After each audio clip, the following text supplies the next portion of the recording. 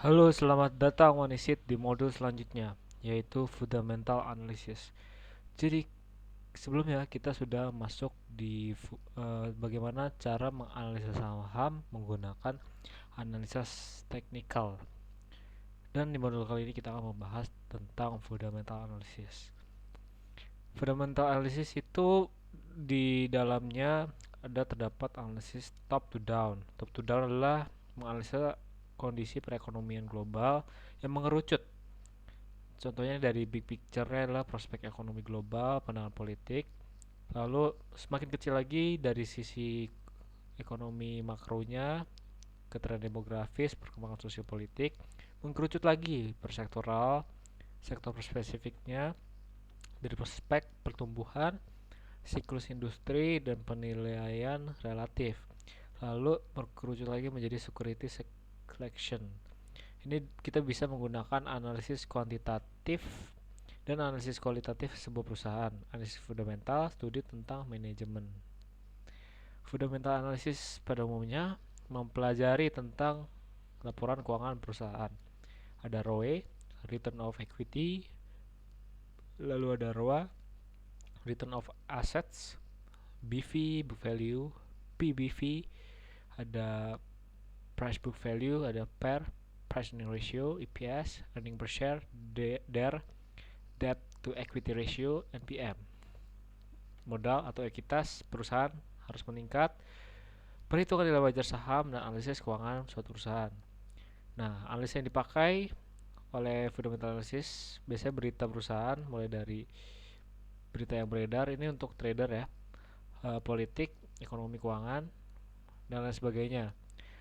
Dan secara keseluruhan, fundamental ini mengamati bobot, bebet, dan bibitnya. Jadi dari paling atas, dari big picture, country picture, sektor, dan lebih dalamnya, sektor security selection. Nah, selanjutnya kita membahas fundamental, ada rasio-rasio profitabilitas. Rasio profitabilitas adalah rasio perbandingan untuk mengetahui kemampuan perusahaan untuk mendapatkan laba profit dari pendapatan penting seperti penjualan aset dan ekuitas berdasarkan dasar pengukuran tertentu. Ini ada salah satunya ada gross profit margin dengan cara laba kotor dibagi total pendapatan dikali 100%. Net profit margin NPM, laba bersih setelah pajak dibagi dengan penjualan bagi pendapatan kali 100%. Return of assets, laba bersih dibagi total assets dikali 100%. Return of equity, laba bersih setelah pajak dibagi ekuitas pemegang saham dikali 100%. Return of sales, laba sebelum pajak dan bunga dibagi penjualan dikali 100%. Return of capital employed ROC, laba sebelum pajak dan bunga dibagi total aset kurangi kewajiban dikali 100%. Return of investment ROI, laba atas investasi dikurangi investasi awal dibagi investasi dikali 100%. Earning per shares, laba bersih setelah pajak dikurangi dividen saham preferred dibagi jumlah saham biasa yang beredar. Rasio yang dikalikan 100 biasanya labanya setiap 1 tahun berjalan. Itu ya teman-teman. Ini dasar fundamental. Ini ketika teman-teman trading nggak harus memperhatikan dan menghitung secara detail, nggak. Ini teman-teman cukup tahu aja bagaimana cara menghitungnya, gitu. Lalu ada rasio likuiditas.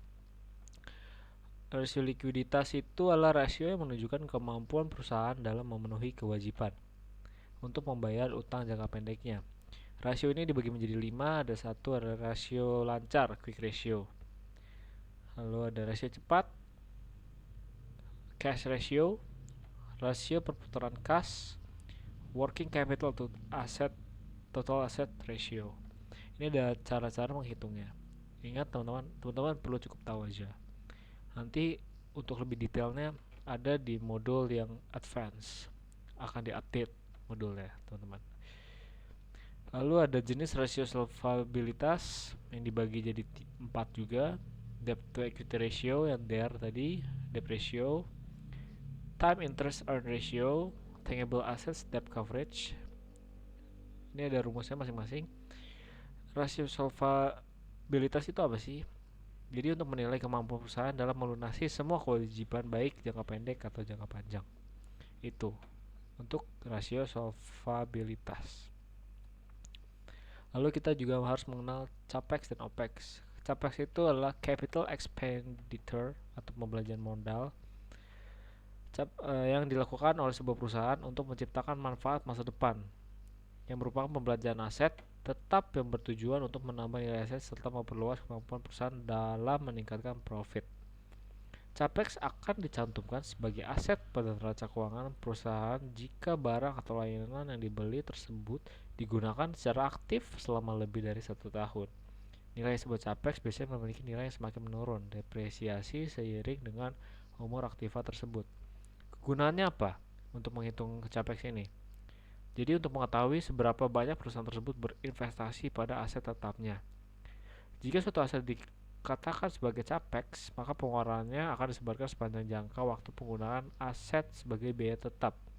Namun apabila aset tersebut digunakan untuk mengembangkan aset yang telah ada sebelumnya, maka biayanya akan dikurangi secara penuh di tahun pengeluaran tersebut dilakukan. Gitu. Ini untuk capex. Untuk opex itu operating expenditure, pembelanjaan operasional. OPEX sendiri merupakan pengeluaran yang dilakukan oleh sebuah perusahaan untuk memenuhi kebutuhan operasional. Jadi pengeluaran reguler yang cenderung paling banyak dialokasikan untuk setiap perusahaan. Nah, ini ilustrasinya. Misalkan capex itu mesin printer, OPEX-nya ada tinta kertas dan tenaga ahli pengelola printer. Lalu capex-nya kendaraan operasional perusahaan, OPEX-nya bahan bakar dan driver. Ini contohnya ya, ini contoh ilustrasi mudahnya untuk mengetahui fundamental dari capex dan opex gitu teman-teman.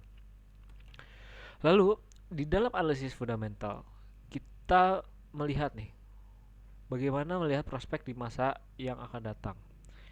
Lalu pendekatan fundamental ini juga digunakan untuk menilai nilai si intrinsik saham. Dan analisis fundamental juga menilai dari analisis laporan keuangan, neraca, laba rugi, arus kas, rasio, dan perbandingan.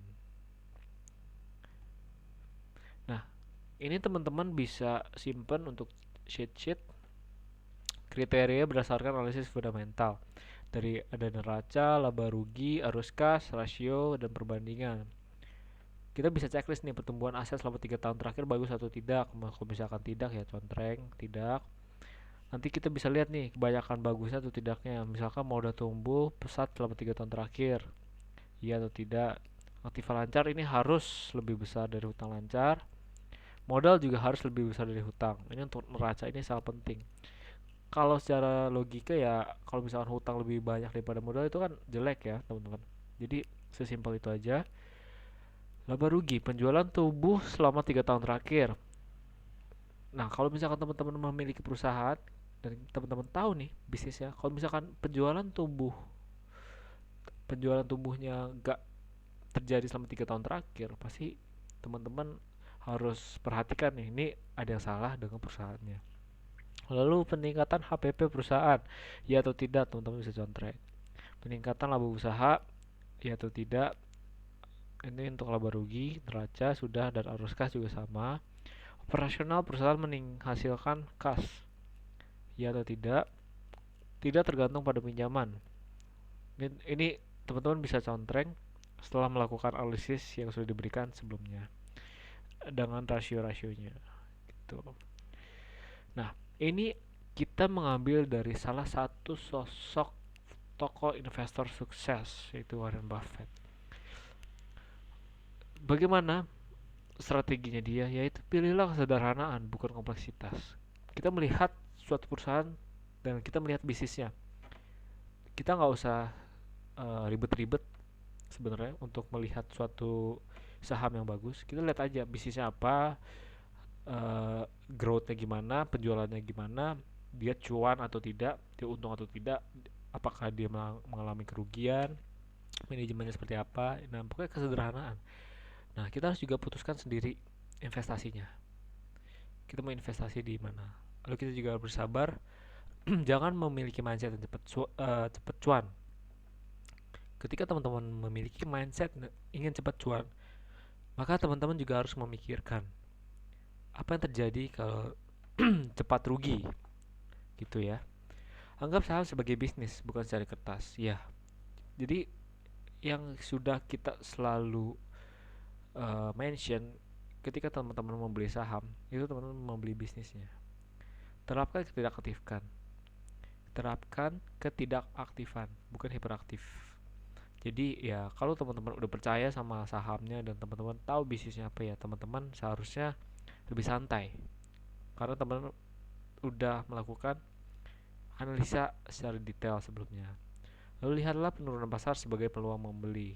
Ini kita udah mempelajari di modul analisis teknikal ketika ketika dia suatu saham membuat higher low atau penurunan, itu peluang untuk membeli. Praktekkan pola berpikir independen. Lalu abaikan ramalan pasar saham. Takutlah saat orang lain tamak, dan tamaklah saat orang lain takut. Be fearful when others are greedy, be greedy when others are fearful. Itu yang Warren Buffett selalu uh, sebutkan ya. Hindari kesalahan mahal yang dibuat orang lain. Oke. Kriteria: a long-term company in stable industry, consistency increase in earning. Ini kriteria Warren Buffett semua nih. Lalu ada consistency increase in book value, selectively buying when others are rushing to sell off stocks and selling out after 2 or 3 years bull market. Nah, ini indikator lainnya ada sales, net profit, and cash flow.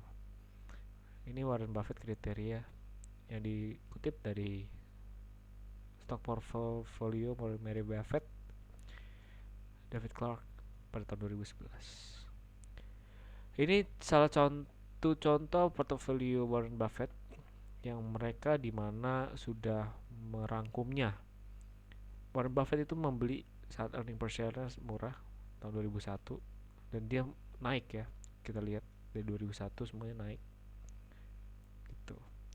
Ini diambil dari kriteria yang Warren Buffett buat dari sini. Long term company, increase in earning per share, kita lihat lagi, increase in earning per share setiap tahun naik. Lalu ada increase in book value, setiap tahun juga naik nih. Warren Buffett melihat dari penjualannya juga, sales, net profit, and cash flow. Oke. Sekian untuk modul analisis fundamental. Untuk kurang atau lebihnya, teman-teman bisa bertanya kepada kami di grup Telegram untuk modul analisis fundamental. Untuk kurang dan lebihnya mohon maaf. Dan sekian, terima kasih pada modul analisis fundamental. Kita akan bertemu di modul selanjutnya, yaitu volume price analysis.